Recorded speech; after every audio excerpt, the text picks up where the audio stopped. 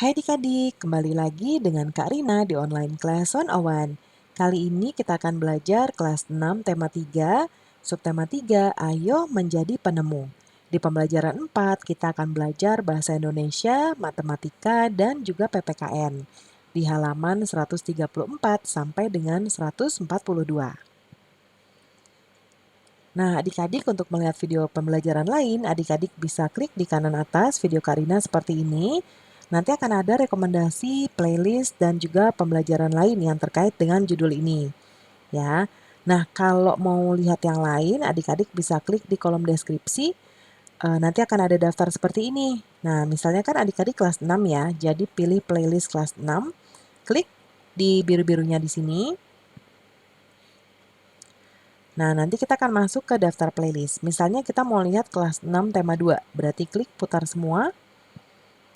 Nah, nanti di sebelah kanan ini ada daftarnya adik-adik. Ini tuh dibuat berurutan mulai halaman awal sampai halaman akhir. Jadi adik-adik bisa cari subtemanya berapa, pembelajarannya berapa, dan halaman berapa ya. Nah, kita mulai adik-adik. Kata Beni, pada pembelajaran sebelumnya kamu telah belajar tentang penemuan lampu lalu lintas. Apa manfaat dari penemuannya dan apa yang harus kita lakukan untuk mematuhi rambu tersebut? Nah, sekarang kita mau baca teks judulnya Rambu Lalu Lintas. Kita semua pasti sudah mengenal lampu lalu lintas ya. Kita sering melihat lampu lalu lintas di perempatan atau persimpangan jalan.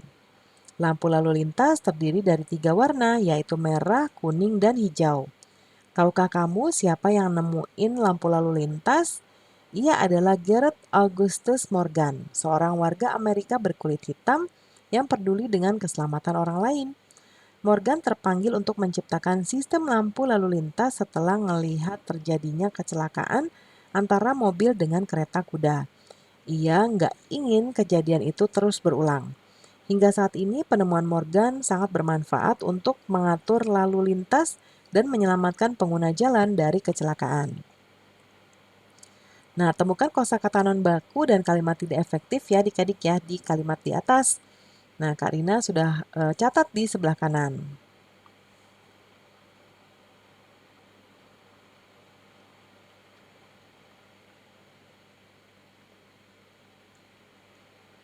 Nah, seperti ini.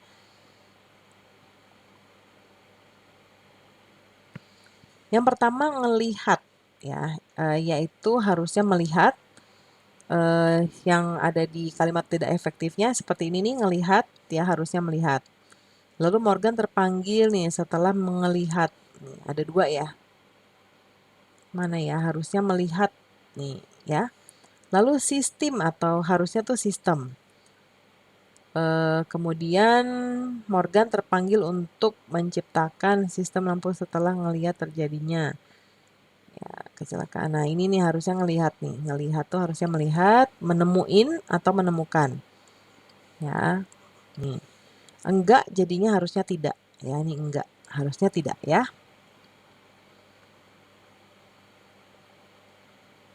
Kalau adik-adik menemukan yang lain, boleh nanti ditambahkan ya. Coba kita lihat nih. Ya, cuman itu ya adik-adik ya. Kita lanjut, sampaikan hasilmu kepada Pak Guru atau Ibu Guru.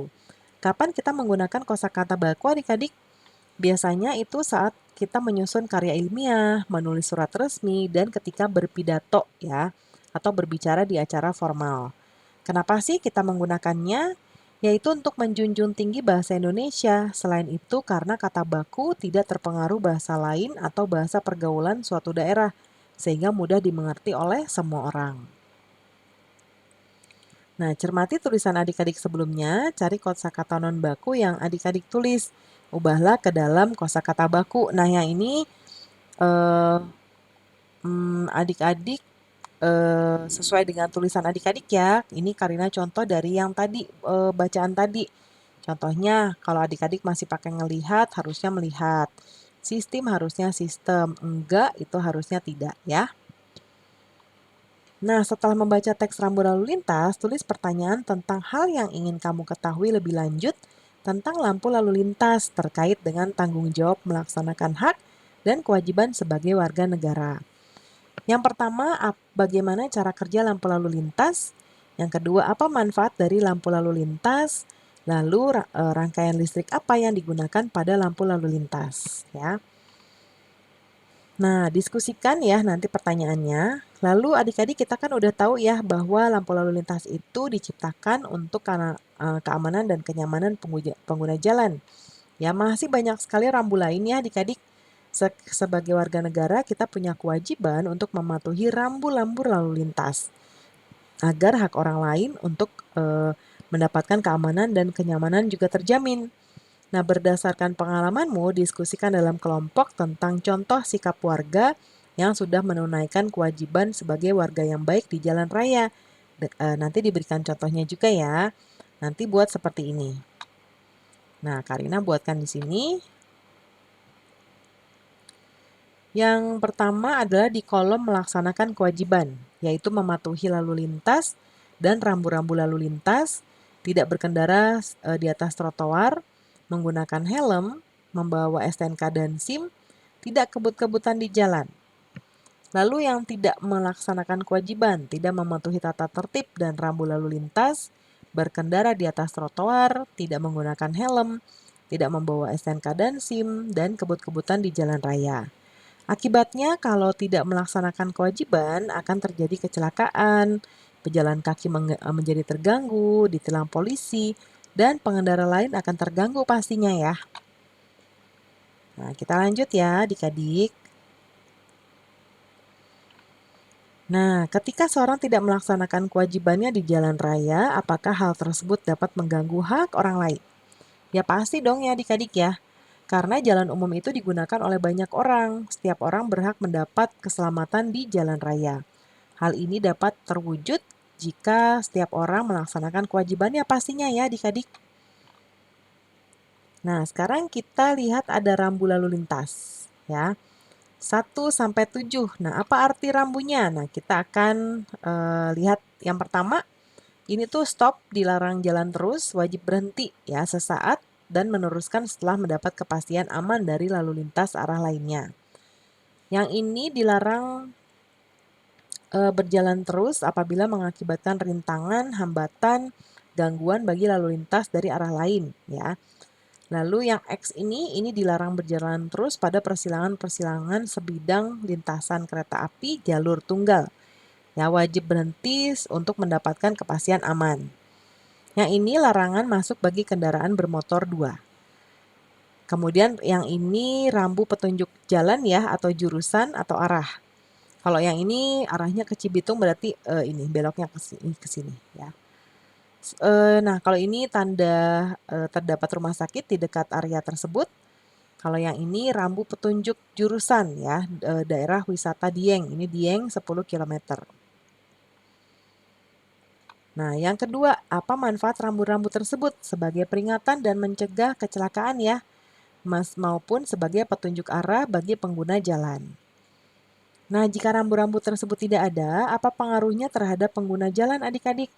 Nah, pastinya mereka tidak akan tahu bahaya yang mungkin ada ya, sehingga dapat menimbulkan kecelakaan. Selain itu, pengguna jalan dapat kebingungan arah tujuan yang dituju. Yang keempat, apakah kamu pernah melihat rambu-rambu lain di jalan? Coba sebutkan ya. Nah, pernah ya misalnya dilarang masuk untuk semua jenis kendaraan, rambu dilarang berhenti, dilarang parkir, dan rambu persimpangan jalan. Nah, sekarang gimana dengan adik-adik? Sudah melaksanakan hak dan kewajiban dengan tanggung jawabkah saat di jalan raya? Diceritakan ya. Nah, yang perlu adik-adik tulis adalah contoh hak yang kamu dapatkan. Kak Rina akan jabarkan satu persatu ya, nanti adik-adik bisa gabungkan. Nah, contoh hak yang sudah kita dapatkan yaitu hak mendapatkan seragam sekolah, memperoleh pendidikan, dan mendapatkan kasih sayang dari kedua orang tua kita. Kemudian kewajiban yang sudah adik-adik jalankan, ya, yaitu menggunakan dan merawat seragam sekolah dengan baik, belajar dan mendengar nasihat orang tua. Penilaianmu mengenai hak dan kewajiban tersebut, apakah hak yang kamu dapatkan sudah seimbang dengan kewajiban? Ya pasti ya tentunya. Kita sudah mendapatkan hak kita untuk sekolah dan juga kita juga sudah mendapatkan sudah menjalankan kewajiban kita. Manfaat dari melaksanakan hak dan kewajiban secara tanggung jawab. Pastinya adalah agar apa yang sudah menjadi hak dan kewajiban kita tidak mengganggu hak orang lain. Hal-hal yang masih perlu kamu perbaiki, misalnya nih contoh ya, misalnya menyadari dan melaksanakan kewajiban dengan lebih baik. Ya. Apa yang dapat kamu perbaiki dari dirimu di masa yang akan datang ya, yaitu akan belajar dengan lebih rajin, mematuhi tata tertib sekolah, dan rajin beribadah. Lalu, menurutmu mengapa rambu lalu lintas berbentuk lingkaran? Apa yang terjadi jika bentuknya bukan lingkaran? Nah, karena lingkaran itu simbol yang mudah dipahami ya, dan mungkin aja kalau bentuknya bukan lingkaran, pengguna jalan sulit mengenali lampu-lampu tersebut ya. Itu contoh jawabannya. Nah, sekarang ada soal matematika nih adik-adik, ada bangun ya atau gambar yang diarsir. Nah, kita diminta untuk menjawab pertanyaan-pertanyaan ini. Nah, kira-kira Kak Rina akan menjawab di mana? Luas dan keliling yang ditanya.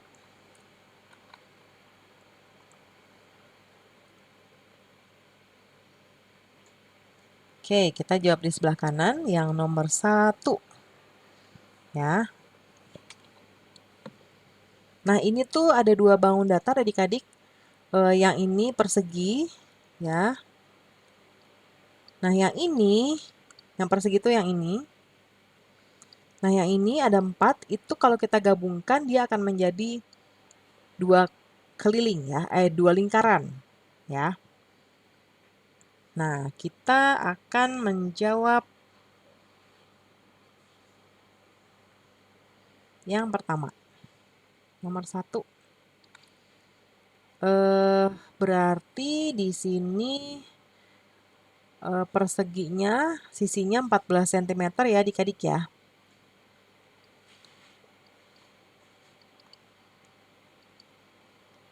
Sisi 14 cm. Kemudian setengah lingkaran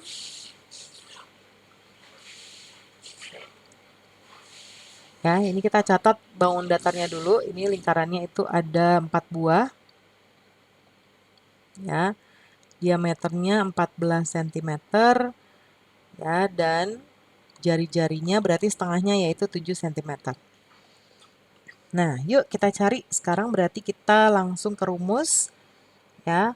Luas semua daerahnya berarti kita harus cari dulu luas persegi ditambah 4 kali setengah lingkaran. Ya.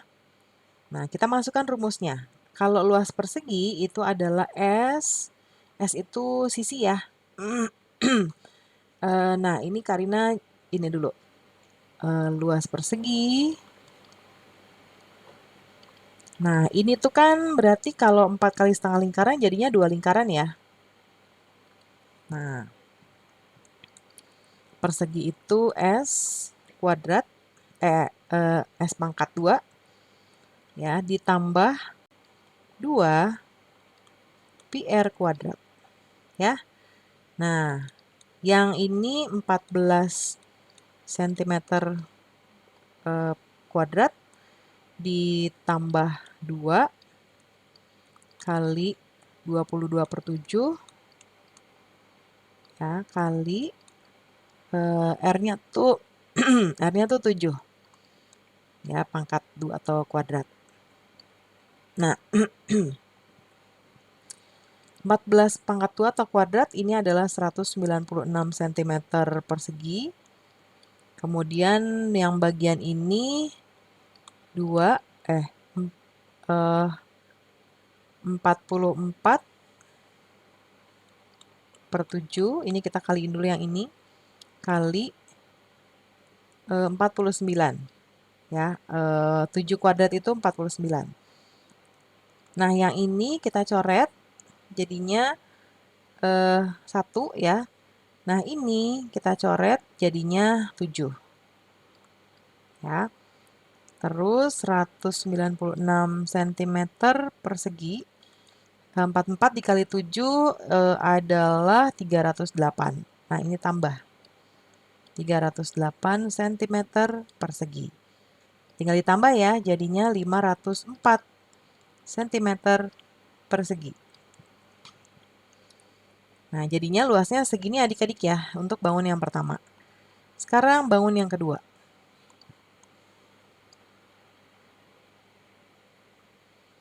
Nomor 2. Nah, kalau ini yang luar ini adalah bentuk persegi. Ya, kemudian yang ini lingkaran adik-adik, tapi yang diarsir yang ini. Ya, berarti sebentar.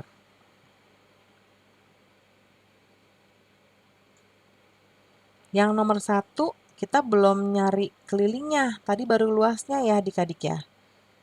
Nah, ini kita kelilingnya dulu dicari. Ya, keliling. Nah, ini kan sebetulnya 2 lingkaran ya adik-adik. Berarti 2 kali 2 pi R. Ya, sama dengan berarti 4 pi R. Jadi tinggal kita masukin nih 4 kali 22/7 kali 7 cm. Ya, nah ini dicoret ya. Jadinya 4 kali 22, 88 cm. Ini kelilingnya ya. Baru deh kita ke nomor 2 sekarang. Nah, untuk nomor 2 ini dia jari-jarinya 7 cm. Kemudian berarti sisinya adalah 14 ya, 14 cm. Yuk kita tentukan luasnya. Luas persegi ya dikurang luas lingkaran. Yaitu ini S kuadrat dikurangi pi R kuadrat. Ya. Kita masukkan 14 kuadrat dikurang 22/7, ini boleh kita kurungin deh. Ya, kali 7 kuadrat. Sama dengan ini jadi 196 cm persegi dikurang yang ini nah ini jadinya 22/7 kali 49. Sama dengan 196 cm persegi dikurang, ini coret ya, ini jadi 1, ini jadinya 7. Berarti 22 kali 7, 154 cm persegi. Ya, dikurang sama dengan 42 cm persegi. Lalu kelilingnya.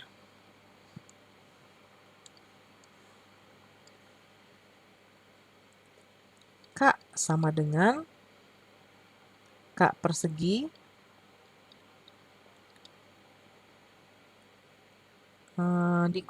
ditambah kelilingnya ya.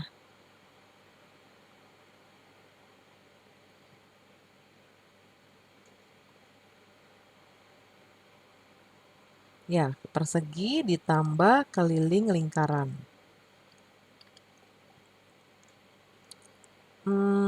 Berarti sama dengan kelilingnya berarti ini ya adik-adik. Oh, tapi nggak ada ini nih. Nah, kalau keliling aja kan ini bentuk keluarnya ini adik-adik persegi ya. Berarti kita rumus keliling persegi aja. Ya kan? Nah, jadi 14 ya. 14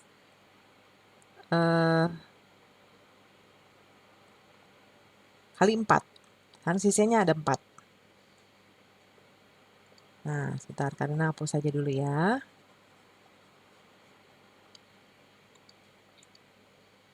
Nah, 4S ya, 4S sisi, 4 kali sisi. Berarti 4 kali 14 cm sama dengan 56 cm ya. Karena ini bentuknya persegi kelilingnya. Oke. Kalau mau hitung juga keliling dari si ininya ya. Nanti boleh dikonfirmasi dulu dengan Bapak atau Ibu guru. Yang berikutnya, kita yang nomor 3.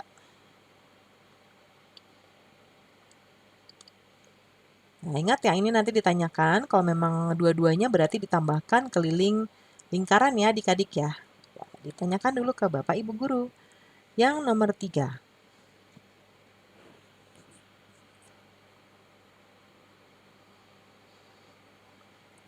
Ini bentuknya persegi panjang, tapi ini ada seperempat lingkaran, ada 2. Ya, berarti setengah lingkaran ya adik-adik. Berarti kalau persegi panjang, ya, P-nya ini, kalau ini 10 berarti setengahnya itu 5. Ya, diameternya tuh oh 10 ini, 10 tuh jari-jari. Berarti panjangnya 10 kali 2. Nah, 2 kali 10 sama dengan 20. Nah, lebarnya sama dengan 10. Ya. Kemudian kalau yang lingkarannya ini diameternya 10 cm. Ya.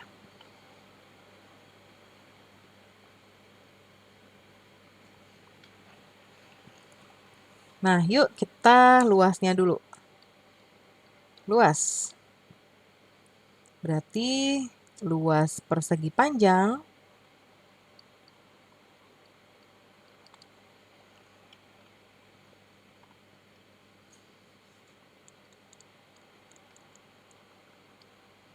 ya, lalu dikurang. Ini jadi setengah lingkaran ya adik-adik. Setengah luas lingkaran. Nah, sama dengan P kali L dikurang setengah pi R kuadrat, luas lingkaran. Tadi P-nya 20 kali 10 kurang 1/2 kali 3,14 kali 10 kuadrat. Ini 200 ya. 200 dikurangi, kalau ini jadinya 1,57 kali 100. Sama dengan 200 kurangin 157 sama dengan 43 cm persegi. Ini luasnya ya. Sekarang kelilingnya.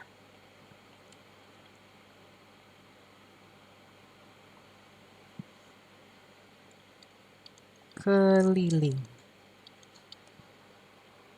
Nah, kalau kelilingnya berarti ini ke sini ya adik-adik ya.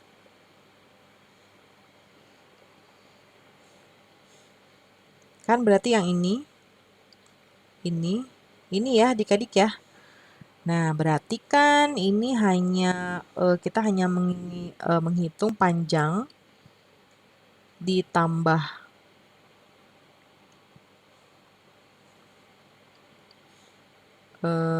setengah keliling lingkaran. Keliling lingkaran. Ya, sama dengan tadi panjangnya 20 ditambah 1/2 kali 2 pi R sama dengan 20. Nah, ini dicoret ya, jadi 1. ditambah PR. 20 tambah PR-nya kita bisa pakai 3,14 kali 10 cm. Sama dengan 20 tambah 31,4. Ya, sama dengan 51,4 cm. Ya. Yang nomor 4.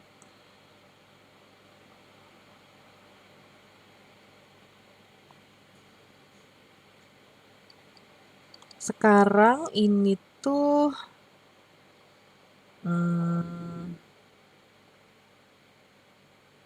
nah, yang kita hitung ini ya, ini berarti ini 1/4 lingkaran, ini 1/4 lingkaran, berarti ada setengah lingkaran. Ya. Yuk kita hitung bareng-bareng. Luas dulu, berarti kan ini yang diketahuinya R-nya 10 cm ya. Nah, sekarang luasnya dulu. Sama dengan 1/2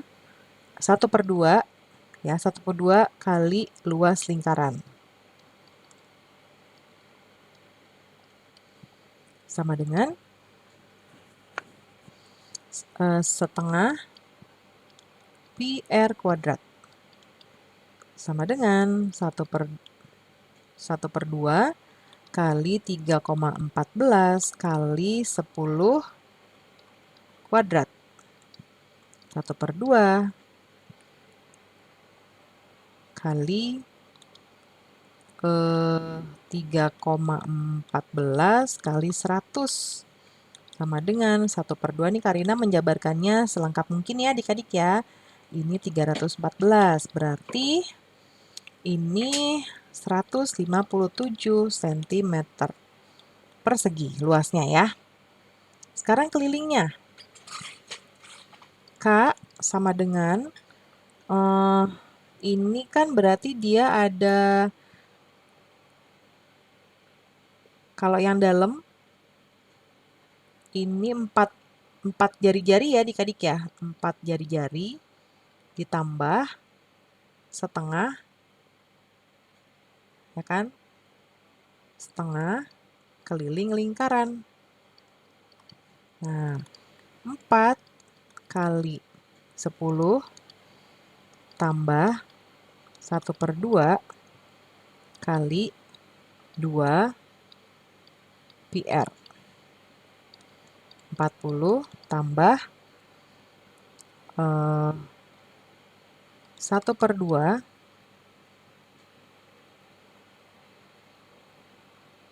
kali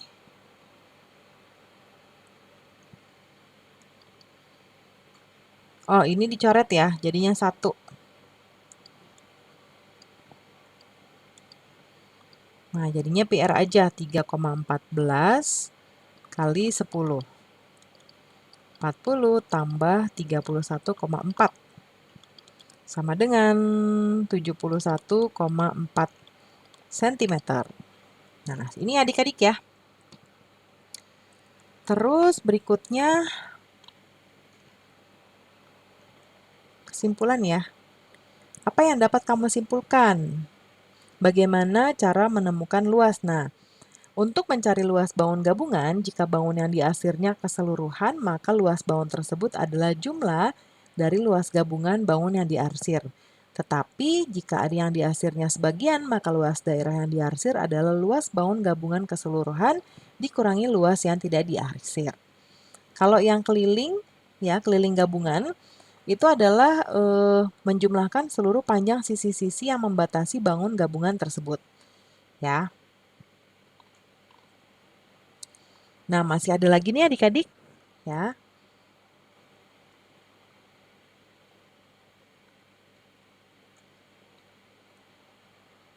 Buat ini hitunglah luas daerah yang diarsir keliling bangun berikut ini. Nah, untuk bagian ini nanti akan Karina buatkan video selanjutnya ya adik-adik ya. Nanti bisa cari part 2-nya ya. Nah, kita akan jawab dulu yang ini, hitung luas keliling yang kamu buat. Nah, ini tadi jawabannya ya. Pembelajaran kita sudah selesai ya adik-adik.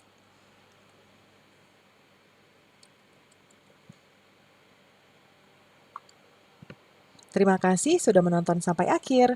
Mohon dimaafkan apabila ada kesalahan dalam perkataan maupun dalam materi yang diberikan. Sampai jumpa di pembelajaran berikutnya. Dadah!